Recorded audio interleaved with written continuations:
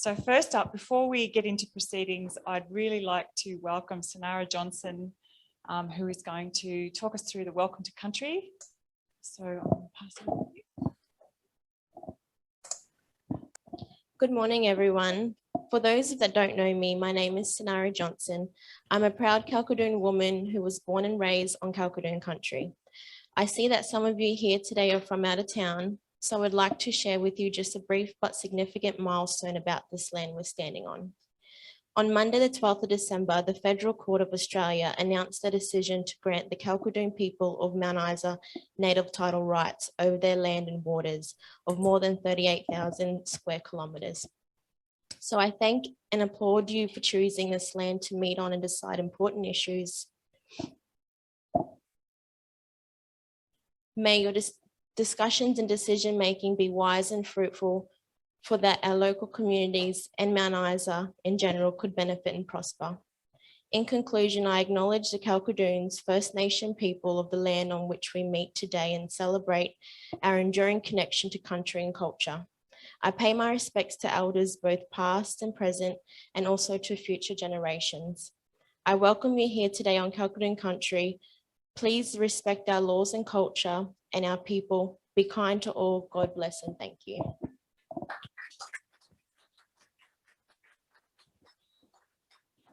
Thank you so much.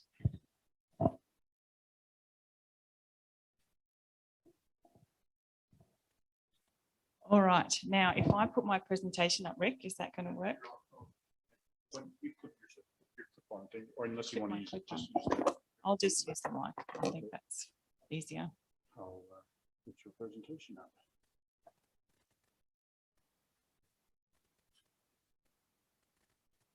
Oops, I better share the screen first. Oh no, it's up.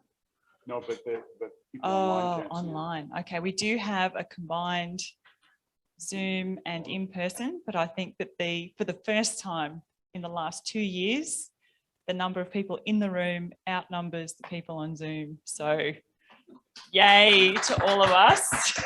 How cool is that? I'm pretty excited. I'm really grateful as well for everybody coming up to Mount Isa. There's a few locals, but most of us have travelled to be here. So really, really appreciate that. So what we're going to be talking about for the next 2 days is work that the government, with our collaborators, and many of them are in the room, work that the government has done for the last 4 years.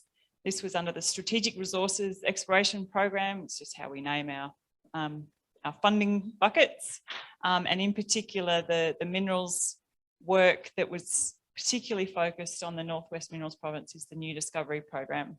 So when you hear about that over and over again for the next couple of days, that's what we're referring to.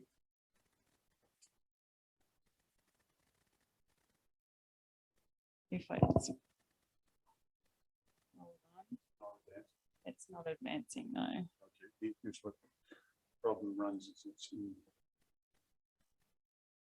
Just click on that. Yeah. Okay. Thank you. Technical difficulties. Let's get the technical difficulties out of the way first up. So exploration, mineral exploration in particular, is hard, and it's only getting harder. That's not an unfamiliar sight to many of you, I'm sure. So this is a diagram that Rick Valenta put together about 4.5 years ago.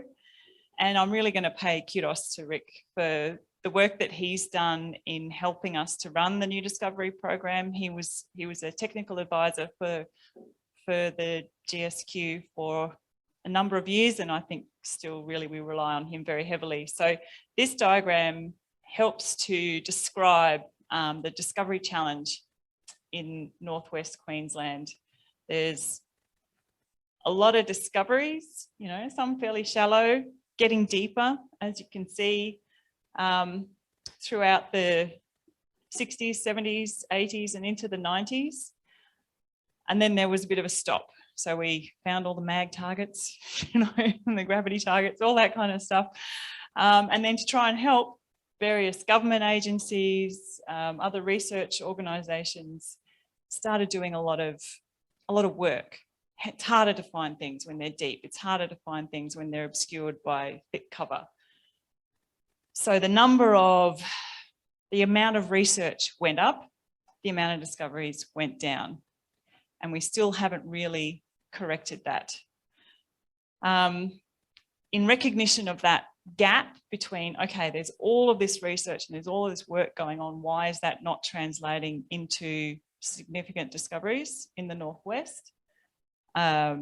We set up the Strategic Resources Exploration Program, which was meant to include a high level of knowledge transfer, getting the gap between research and academia and industry to try and bridge that gap, close that gap, and get everybody collaboratively working together.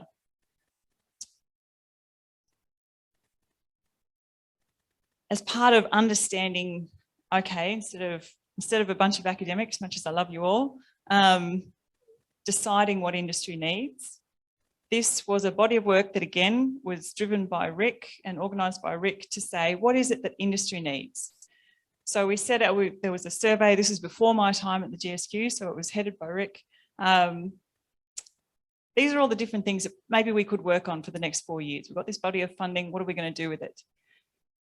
And then there was a survey, different companies were approached to participate, and these are the results. So the open file data, for example, came out as #1. All of the GSQ's data, we can't access it. It's hard to bring together.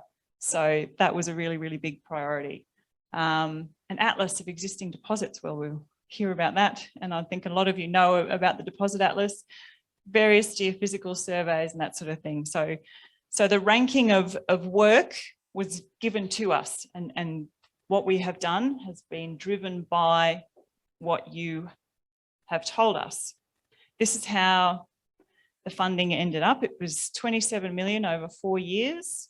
The part that my group is responsible for is the New Discovery Program, so focused on mineral discovery, but there was also the Collaborative Exploration Initiative, our grant scheme, Geoscience Data Modernisation, which we'll hear about from some of our data scientists later, some investment attraction, bringing investment into the region, and Frontier Basin gas. So we did some deep seismic to look at gas potential in the Nicholson Basin.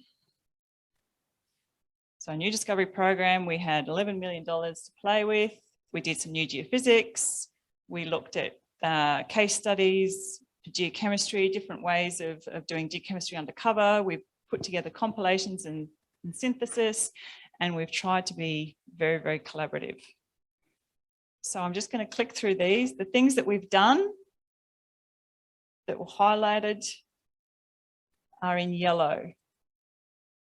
We didn't do any drilling, but we have tried to do a lot of other stuff. And you will hear about a lot of this over the next couple of days. Apologies if you're around the corner and can't see. You can log in by Zoom if you can't see on your screen. On the screen, it is a bit of an awkward room.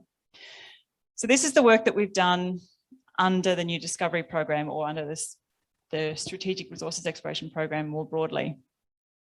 There's a few things on there that in green here that we are in the process of doing under the next bucket of funding that we were awarded. So gravity gradiometry, that's just been completed like last week.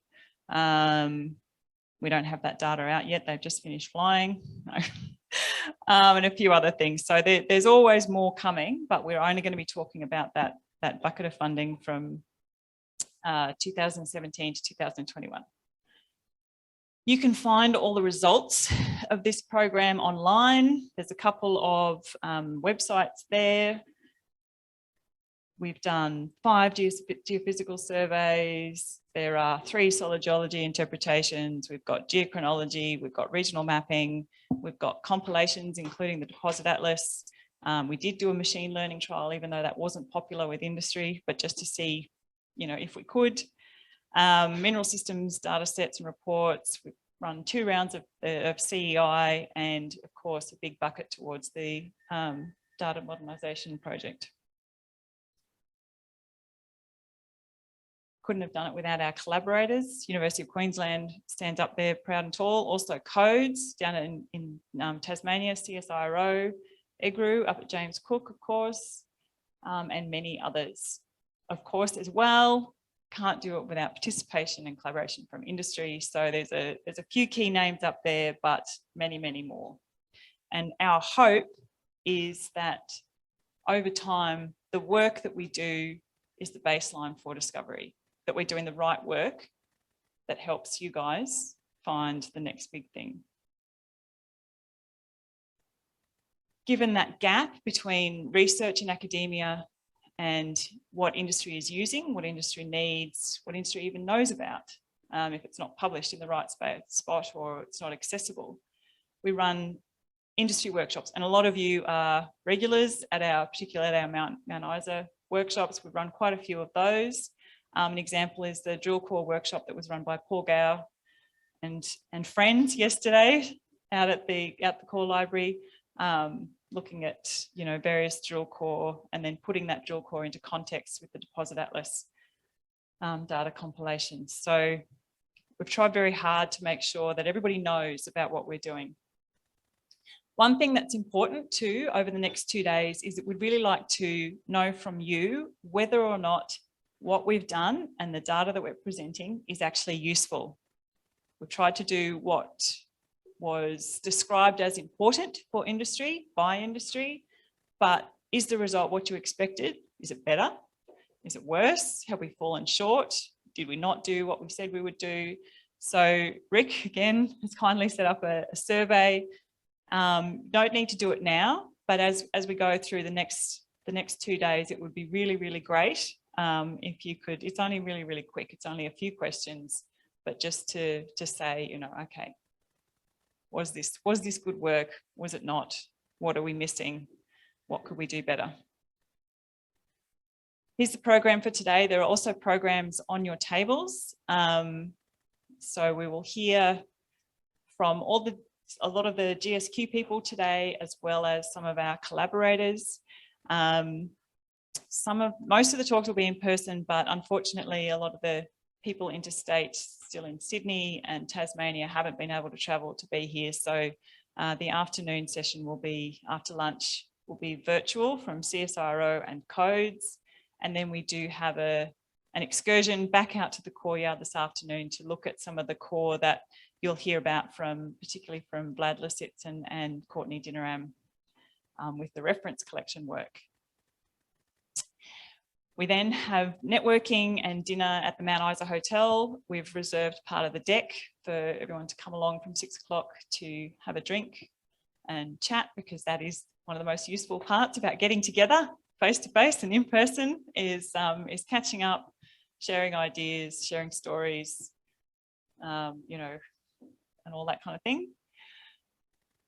Some logistical matters. Toilets are up the back of the room down there. If there's an emergency, we'll hear the appropriate sirens, and I'm going to say, let's just do what the IBIS styles people tell us to do and go where they tell us to go.